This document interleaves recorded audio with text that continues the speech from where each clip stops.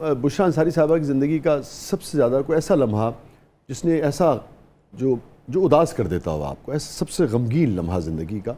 सुंबल शाहिद का जाना। सुंबल शाहिद का बहन थी जाना कभी भी रुला देता है। बस सुंबल शाहिद का जाना, बहन भाई चले जाते हैं और मगर उसका बच्चा चला गया, उसके लिए वो तो जिंदा ही नहीं थी समझे। वो इसीलिए जब 40 साल का बच्चा किसी का चला जाए तो वो माँ थोड़ी जिंदा थोड़ी होती है, फिर रही थी मगर जिंदा नहीं थी। वो फिर हमारा नुकसान शुरू हो गया, वो चली गई, वो मगर अंदर ही रहती है। वो बहन नहीं भूलती, भूल नहीं सकते, वो दर्द भी कम नहीं होता, पता नहीं क्यों नहीं होता। 3 साल होने वाले हैं, किसी वक्त भी आप नाम ले लें, सुंबल शाहिद नहीं भूलती। कोई ऐसा ख्वाब, कोई ऐसी चीज़ जो हसरत रह गई कि अब मैं ले सकती हूँ, कर सकती हूँ, मगर अब उस वक्त नहीं मिली जब मैं बहुत प्रैक्टिकल औरत हूँ, मुझे कोई शौक नहीं कि मैं बहुत बड़ा वाला जहाज ले लूँ, नहीं है। जब ख्वाब बड़ा देखेंगे तो आप परेशान होंगे। मैं वही ख्वाब देखती हूँ जो मुझे चाहिए। मुझे अच्छे कपड़े, मुझे जूती के साथ जोड़ा बनाने की बड़ी बीमारी है, वो मैं बना लेती हूँ। मैच किया ये भी बड़ा मैच किया हुआ। बात तो करता नहीं, तो प्रोग्राम था पूरा, ये इरादा है और इसकी तकमील हो जाए तो कम बात है। बड़ी हमारे लिए ऑनर है मैचिंग वाला पूरा। भाई मेरी आदत है, आपको पता नहीं, खवातीन से पूछें, आप रिश्तेदारों को पता होगा, मेरी ये पुरानी आदत है। पहले जूता लेती हूँ, उसके साथ का फिर काम करवाती हूँ। पहले जूता लेती हूँ, उसके बाद कोई ऐसी चीज़, कोई ऐसा वाकया जो ज़िंदगी में आप ख्वाहिश यार ये डिलीट हो जाए, तकलीफ देता रहता हो? वैसे तो बहुत कुछ डिलीट कर दिया, खच खस मानो सब कुछ। वो जुमला, वो तारीफ का वो प्रेजिंग जिसने बुशरा अंसारी जैसे आर्टिस्ट को भी निहाल कर दिया हो, ऐसी बात किसी जिया मोहिउद्दीन साहब मेरी तारीफ की। जब वो मुझे कहते थे ना, वो सुनाइए जब ये जाने हज़ी, जो आसान नहीं है गाना, मैडम वाले। जब मैंने वो किया ना, हाय मेरी अंगूठियाँ, तब वो लंदन में, वो बर्मिंघम से उनका फ़ोन आया और मैं बच्ची को नहला रही थी। मुझे क्या पता कौन है, मैंने उठा लिया। उन्होंने कहा मैं जिया बोल रहा हूँ। जिया? मैंने कहा जी कौन? कि जिया मोहिउद्दीन। जिया साहब? तो मैंने कहा मेरे हाथ में बच्ची, मैं उसको शैम्पू करती। अच्छा मैं बाद में करता हूँ। फिर बाद में आपकी बच्ची भी है? मैंने कहा जी दूसरी है ये, बहुत कम सीनी में शादी हो गई। मैंने कहा जी मैं बीए पास हो गई थी तो मेरी बारी आ गई थी तो फिर हो ही गई। कोई एक ऐसा जुमला इस सारे सफ़र में जो गड़ गया हो, आज भी तकलीफ देता हो? किसने कहा, क्यों, मैं उससे कोई दिलचस्पी नहीं, मगर लोगों को ये पता लगे कि यार जुमले तकलीफ देते हैं, एहतियात करनी चाहिए बात। पुराने अगर तहजीब याफ्ता ज़मानों की बात आप करें, तहजीब याफ्ता ज़मानों की बातों में तो आप सबसे ज़्यादा तो अपने किसी पर्सनल रिश्ते से जब रिजेक्ट होते हैं ना, उसके रवैये से, उसकी ज़ुबान से ना कहने के बावजूद उसके रवैये से आपको लगता है कि आप रिजेक्ट होते हैं अपने किसी पर्सनल रिश्ते से, वो बयान नहीं हो सकता, वो दुख होता है, वो चाहे औरत हो या मर्द हो, वो सबसे ज़्यादा वो तकलीफ देता है और बहुत सालों तक तकलीफ रहती है उसकी। अब हमने चूंकि बात की थी तारीफ की, और जब ये जाने हज़ी, अगर थोड़ा सा फिर ज़िया साहब की भी याद ताज़ा हो जाएगी, मैडम की भी, और सब कुछ ही हो जाएगा। जाने हज़ी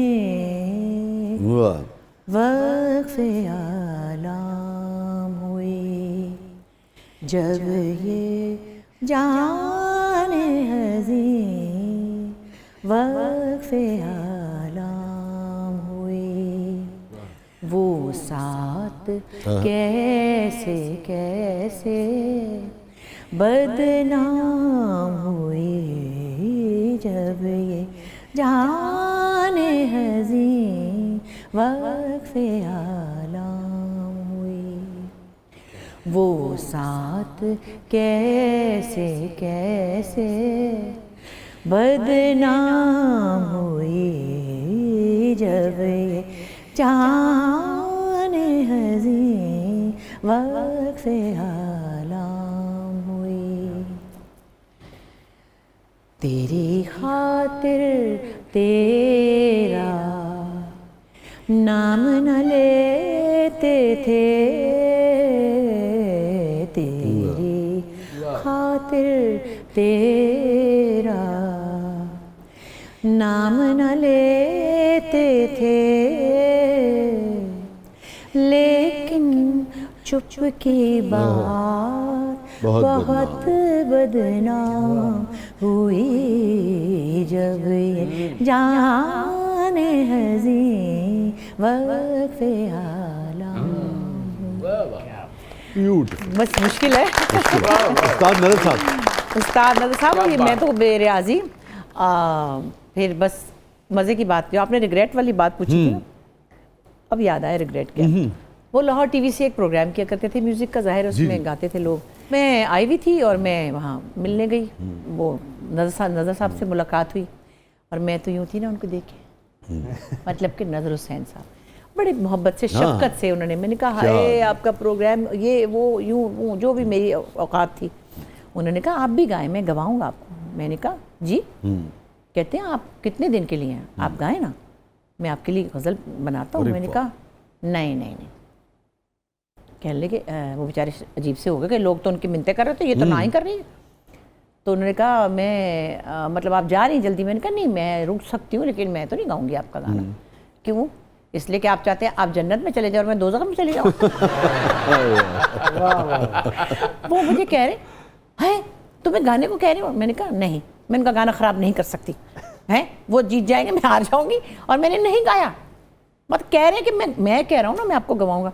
मैंने कहा नहीं सॉरी, मुझे अच्छे गाने की तमीज़ बहुत ज़्यादा है, गाना नहीं आता मुझे, मैं नहीं गा रही। और मैं अब सोचती हूँ हाय अल्लाह, मैं गा ही लेती। नज़र साहब को तो मैंने जवाब ही दे दिया, इस बात का गिल्ट है मुझे। रिग्रेट। आपकी ज़िंदगी का तजुर्बा नौजवानों के लिए किसी भी ज़िंदगी के मामले पे जो बड़े फ़ैसले हैं, क्या करना है क्या नहीं करना है, उनके लिए क्या बुनियाद होनी चाहिए?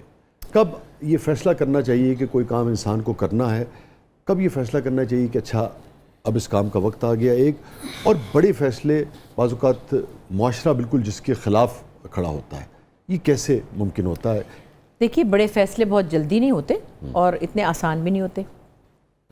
आपने कोई हवेली भी बेचनी होती है तो उसको वक्त लगता है और आप सोचते हैं पहले इसको बेचूँ ना बेचूँ, मेरी इमोशनल अटैचमेंट है, मेरे घर वाले, मेरे भाई बहन, बहुत सारी चीज़ें। और जहाँ ज़ाहिर है ज़िंदगियों के फ़ैसले तो वैसे भी मुश्किल होते हैं।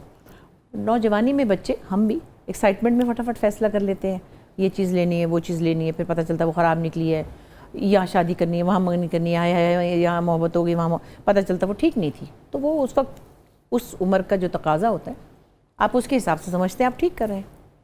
वक्त के साथ चीज़ें मुख्तलिफ होती हैं और फिर आपको पता चलता है। लेकिन फ़ैसले अब जो हो रहे हैं ज़िंदगी के, मैं देख रही हूँ नौजवानों में जल्दी जल्दी हो रहे हैं।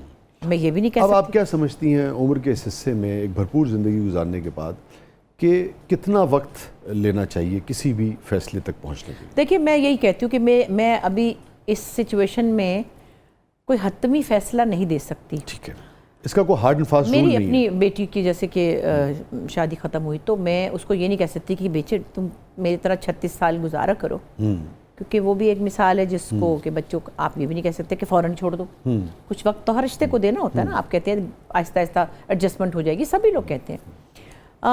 मुझे लगता है कि एक सबसे जो एक ज़रूरी बात अब मैं समझती हूँ, जब आपकी शादी हो, कोई रिश्ता बने, आप फैमिली बढ़ाने से पहले 2-3-4 साल एक दूसरे को समझें। ओके। और एक और अब मैं स्टेटमेंट देने लगी हूँ औरतों को ख़ास तौर पे, सबका ख्याल रखने का उन्हें बचपन से कहा जाता है। माँ बाप का रखो, भाई का रखो, बहनों का रखो, फिर मियाँ का रखो, बच्चों का रखो, सास का रखो, फलां का रखो। आप सबसे पहले अपना ख्याल रखें।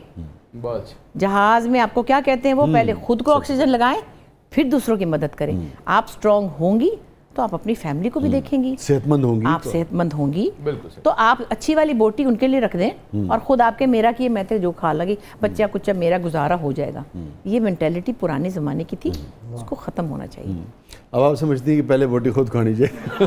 खानी चाहिए बोटी, बिल्कुल खानी चाहिए, खुद भी खानी चाहिए, औरों को भी खिलानी चाहिए। हाँ, सबको, ये नहीं कि अपना ख्याल रखें। हाँ, बल्कि बोटी तो महंगी हो गई अब, ये अपनाएं अच्छी तरह, उनको भी खिलाएं, खुद भी खाएं। किसी से आप कुछ कहना चाहती हूँ किसी भी रिश्ते में तो आप? मैं तो सब कुछ ही कह देती हूँ। आज कह दीजिए। मैं तो कह देती हूँ और मैं सॉरी भी कर लेती हूँ अगर कोई गलती हो जाए तो। हाय अल्लाह प्लीज़ नाराज़ ना होना, मैं तो मर जाऊँगी। देखिए, मैं एक ही लफ्ज़ बोलो, मैं कहा इकबाल से कह दें कुछ? नहीं, मैं उनसे सब कुछ बल्कि मैं तो उतना कुछ कहती हूँ, वो तो बेचारे बहुत खामोश तब हैं, तो मैं इनको कभी कभी कहती हूँ कि भाई बात। इकबाल खामोश हो गया?